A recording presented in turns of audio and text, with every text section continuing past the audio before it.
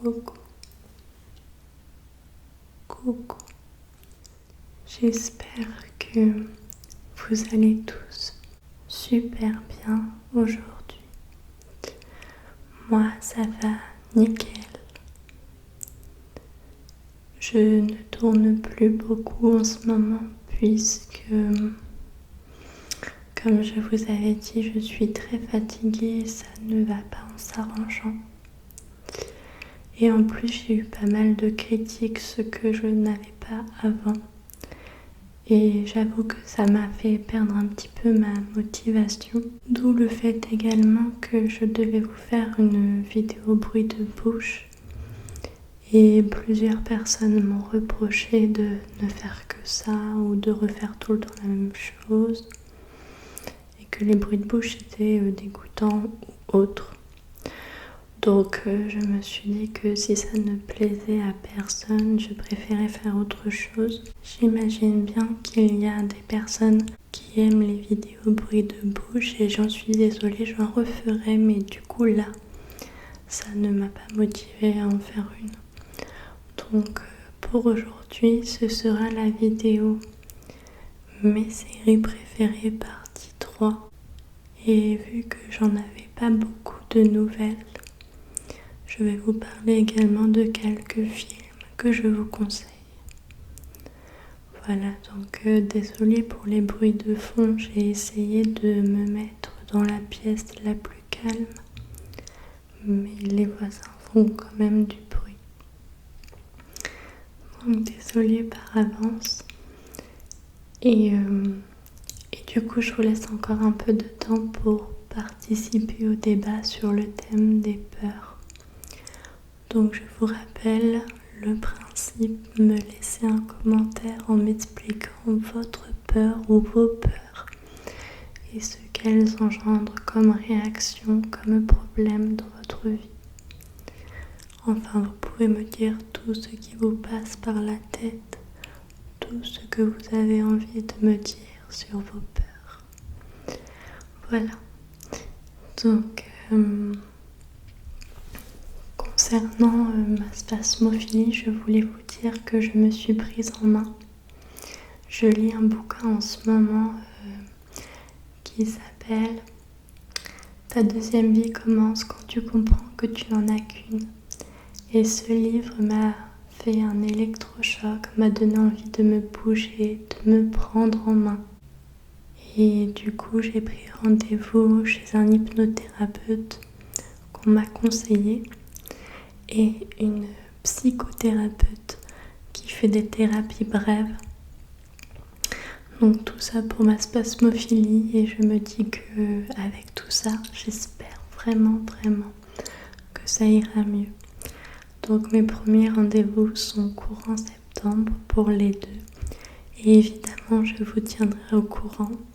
Je pense que je vais laisser les séances se faire entièrement, finir ma thérapie et les séances d'hypnothérapie également. Et à la fin, je vous ferai un débriefing plutôt que vous embêter à chaque fois, à chaque séance pour vous expliquer comment ça se passe. Je ferai une vidéo spéciale à la fin de tout ça. Voilà. Évidemment, je vous donnerai de mes nouvelles quand même à chacune de mes vidéos. Bon, on va commencer quand même le thème de cette vidéo qui est mes séries préférées, partie 3, et quelques petits films que je voulais vous conseiller. Je vais également prendre un petit triggers en même temps.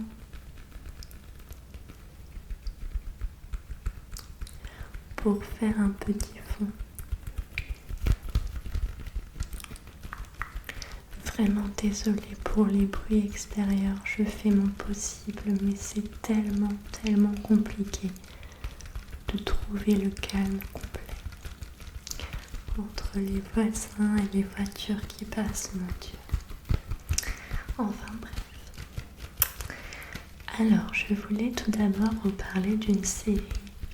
J'avais commencé la saison 1 il y a un moment et je ne vous en avais pas parlé alors que je l'avais adorée. Mais étant donné que la saison 2 est sortie très récemment et que je l'ai terminée, je me suis dit qu'il fallait absolument que je vous parle de cette série qui est Dirty John. Dirty John. Alors Dirty John, en fait, c'est une série basée sur une histoire vraie. La saison 1, en fait, c'est sur une relation toxique avec une sorte de pervers manipulateur, un homme menteur qui s'invente une vie, qui s'invente des problèmes, qui est très très très très manipulateur envers les filles de sa femme ou même de sa femme. Et il cache tellement bien son jeu qu'au départ sa femme ne s'en rend pas compte. Et voilà en gros le résumé pour ne pas trop vous spoiler. Et là j'ai terminé la saison 2 qui est également tirée d'une histoire vraie. La saison 2 c'est un peu toute autre chose en fait, c'est un mari et une femme qui se sont rencontrés assez jeunes et qui ont été très amoureux. La femme d'ailleurs a donné sa vie, son temps pour son mari. Et pour les projets de son mari, ils ont fait beaucoup d'enfants. Je crois que c'est 4 ou 5. Peut-être seulement 4 et ils en ont perdu un 5e. Et en fait, cet homme qu'elle a aidé à poursuivre ses études pour être avocat, à partir du moment où il a été avocat et qu'il a eu une secrétaire, il a entamé une relation avec cette secrétaire. Et du coup, en fait, voilà, il est devenu distant, etc. Sa femme s'en est rendue compte. Et en fait, en gros, elle n'avait pas le choix, il fallait qu'elle accepte. Ils se sont séparés, ils ont divorcé. Et lui étant très riche, etc., il a un petit peu fait vivre un calvaire à sa femme par rapport aux enfants, par rapport à ses droits, etc. Il a été très très dur. Et je pense que c'est une femme qui est assez sensible, qui n'a pas supporté, du coup elle est un petit peu devenue folle entre guillemets. Je pense surtout qu'elle a pété les plombs tout simplement. Ce qui peut se comprendre avec tout ce qu'il lui a fait subir. Sauf que du coup, ça a été de pire en pire. Et voilà, en gros, la série, c'est leur histoire. C'est leur histoire et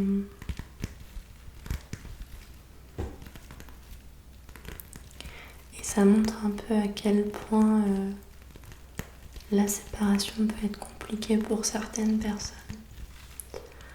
Même pour beaucoup de personnes, je pensais. Cette série d'ailleurs, elle m'a fait peur. Je me suis dit, mais comment on peut se détester autant après s'être tant aimé et se faire autant de mal. Mais bon, c'est comme ça. Donc, je vous laisse découvrir cette série sur 2 saisons qui est très très bien.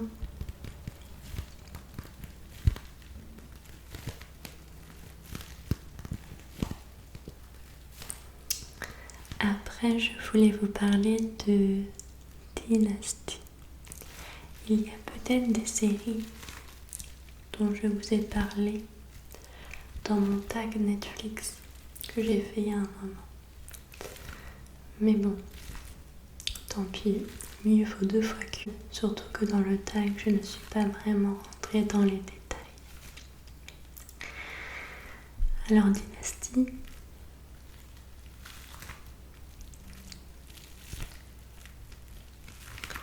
C'est l'histoire d'une famille très très aisée. Le personnage principal est une jeune femme. Et en fait, c'est un petit peu les histoires d'amour, d'amitié, les histoires d'argent, de meurtre, tout ça, enfin. C'est l'histoire de toute la famille en fait. C'est un peu les feux de l'amour, je dirais. Il y a toujours des rebondissements, du suspense, des histoires. Mais j'ai trouvé ça super bien. Alors il y en a qui trouvent ça un petit peu cucu quoi, comme on disait à l'époque, un petit peu inutile quoi. Mais moi j'ai beaucoup accroché, surtout que j'adore l'actrice principale. Et je me suis jamais ennuyée, il se passait toujours quelque chose. Après, j'ai pas vraiment de résumé à vous faire parce que c'est vraiment une série familiale, quoi, une série. Vous voyez un peu, enfin même si ça n'a rien à voir, mais un peu comme Plus belle la vie, Gossip Girl, ou Clem en fait. Il n'y a pas vraiment de résumé en fait. C'est surtout qu'à chaque épisode on a envie de savoir la suite. Vu qu'il y a plein de rebondissements.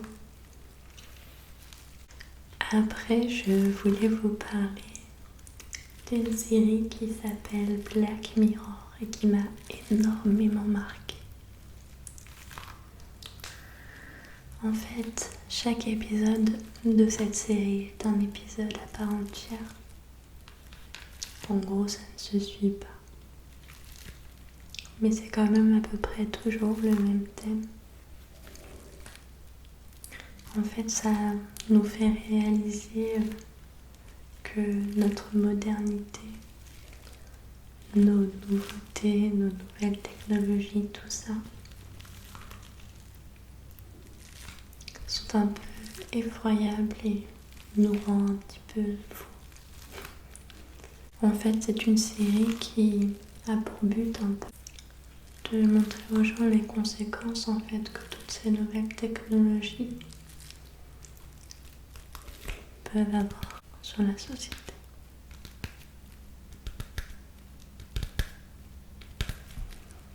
Et c'est vrai que ça fait un peu peur et en même temps c'est hyper intéressant. Donc je vous invite vivement à découvrir cette série super intéressante.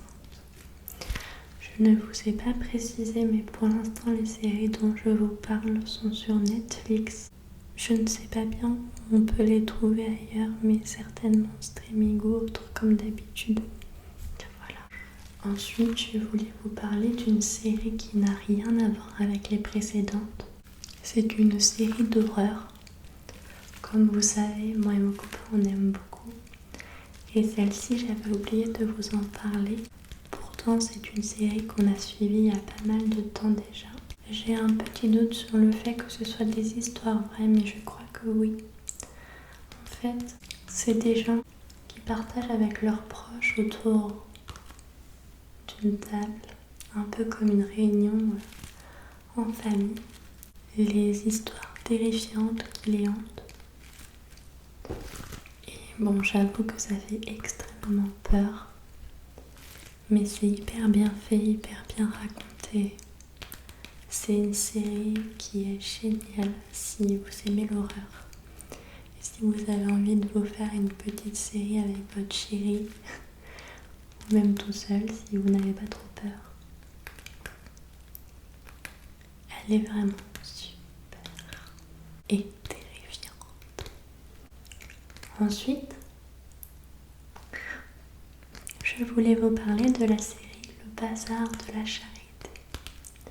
Je n'ai pas eu l'occasion de vous en parler, mais c'est une série que j'ai adorée. Elle était d'abord passée sur les chaînes de télé, je ne sais plus laquelle. Et maintenant, elle est sur Netflix. Je crois même qu'elle est également sur Canal+. Et en fait, c'est une série sur un incendie qui avait détruit le bazar de la Charité et tué 120 personnes. Et en fait, cette énorme tragédie va bouleverser le destin de 3 femmes. Et c'est vraiment super. Pareil, il y a énormément de suspense. On a terriblement envie de découvrir la suite à chaque épisode. C'est hyper bien joué, c'est une série française. On s'attache drôlement aux personnages. En fait, c'est vraiment génial. Voilà. Et pour finir, pour les séries, je vous avais parlé de Skins dans mon tag, mais pas dans mes séries préférées. Et pourtant, Dieu sait à quel point je l'aime. Cette série, je l'avais découverte étant adolescente et j'avais eu un énorme coup de cœur. Et je me la suis refaite en entière il y a quelques mois ou quelques semaines. Et j'ai adoré. Donc je pense que c'est une série qui est intemporelle en plus. Elle est vraiment trop bien en fait. C'est un groupe de jeunes ados. Et leurs histoires d'amour, leurs histoires d'étudiants, leur histoire d'amitié. Et c'est juste super. Bon, après, ça parle un peu de la drogue, de tous les méfaits auxquels malheureusement parfois on goûte pendant l'adolescence. Mais cette série est vraiment trop bien et les personnages sont également très attachants. Voilà pour les séries. Évidemment, je vous referai d'autres parties puisque des fois ça m'en revient d'autres en tête. Et du coup, je ne pense pas forcément à vous en parler, donc je les note pour les prochaines. Comme pour les films, on m'a demandé de vous parler de mes films préférés. Là, j'en ai vraiment pas marqué beaucoup, mais j'en ai plein. Mais bon, je me dis que je vous en referai d'autres. Tout ne peut pas tenir dans une vidéo. Donc je vais déjà vous parler de ce que j'ai noté.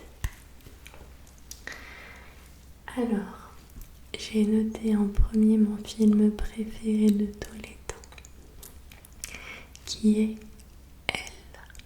H-E-2-L.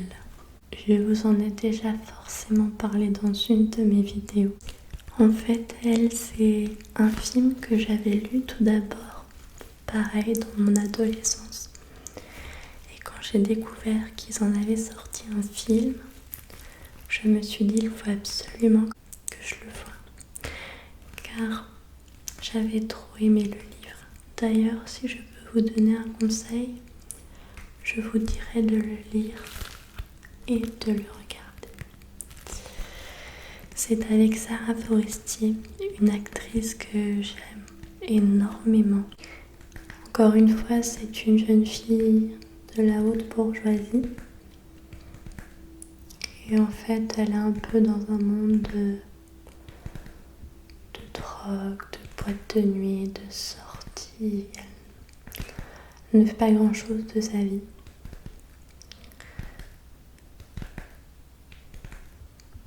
Et en fait, elle rencontre un jour un jeune homme qui s'appelle Andrea. Et ce jeune homme, elle va un petit peu l'entraîner dans sa descente aux enfers. Mais également tomber éperdument amoureuse de lui. Et lui, pareil. C'est pour ça que je vous conseille de lire le livre. Car le livre entre beaucoup plus en détail dans leur relation. Et l'amour est tellement fort, les phrases sont tellement fortes. Il y a 1 million de citations dans ce livre que j'adore parce que c'est magnifique vraiment à lire. Et évidemment, dans le film, ils ne rentrent pas dans les détails, ils ne peuvent pas. Ça durerait bien trop longtemps. Mais vraiment, c'est un film qui est très prenant, très dur, mais très beau à la fois. Et vous verrez la fin. Enfin, vous la découvrirez, je ne vais pas vous spoiler, mais il est super ce film. Ensuite, un basique pour moi, mais que j'adore, c'est Burlesque. Burlesque, un film avec Christina Aguilera que j'ai adoré. En fait, c'est une jeune femme qui quitte sa ville pour partir à Los Angeles. Et en fait, elle découvre Burlesque, un cabaret. Elle s'y rend et en fait, elle a tellement envie d'y travailler qu'elle fait tout pour.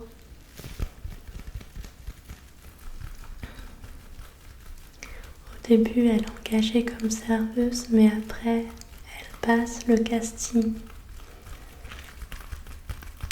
pour intégrer le cabaret. C'est un peu compliqué, mais elle y arrive. Et puis là, une danseuse, évidemment, Christina Aguilera. Le gros coup de cœur du cabaret. Une histoire d'amour, d'amitié également. Et de magnifiques chansons. J'ai adoré ce film un petit peu style comédie musicale. J'aime beaucoup.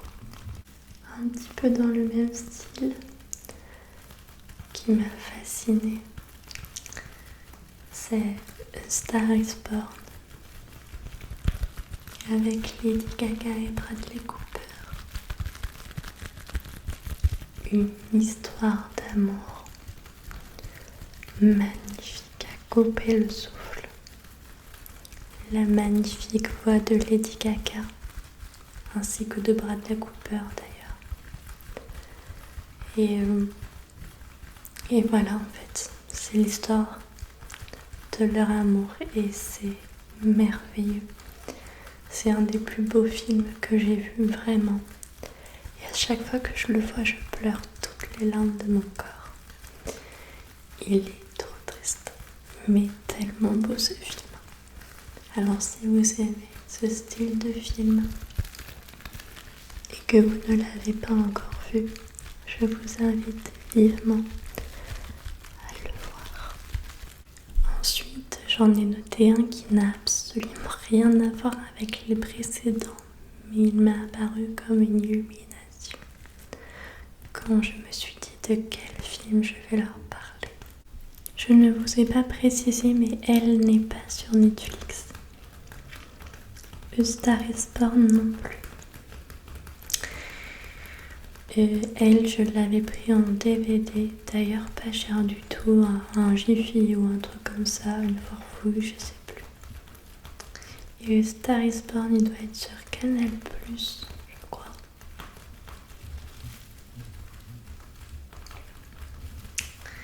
Donc je voulais vous parler, pour en revenir à ce que je disais,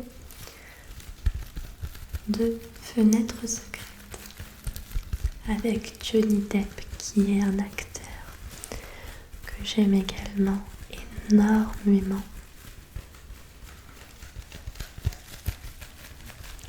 Ce film est d'un suspense et d'une surprise. C'est le genre de film que j'adore car tout le long on essaie de comprendre, de découvrir, de se poser des questions. Et c'est un film surprenant tout simplement. Johnny Depp dans ce film est un écrivain qui a le syndrome de la page blanche. Et en fait, il est harcelé par un psychopathe, par quelqu'un de fou. En fait, ce psychopathe l'accuse d'avoir plagié son histoire.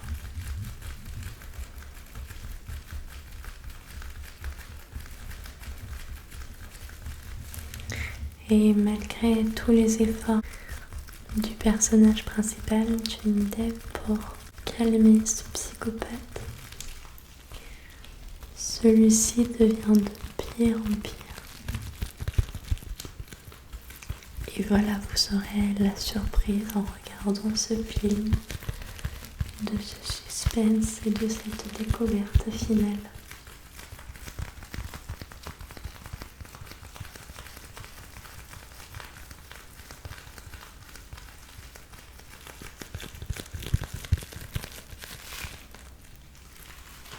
Voilà.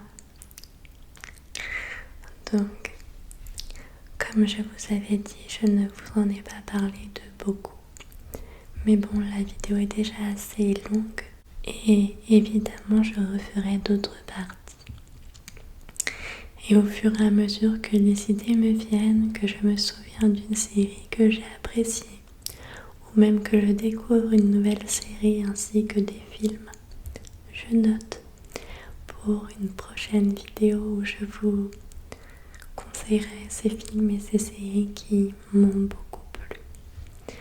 Donc j'espère que cette vidéo vous aura bien relaxé, bien détendu et surtout intéressé.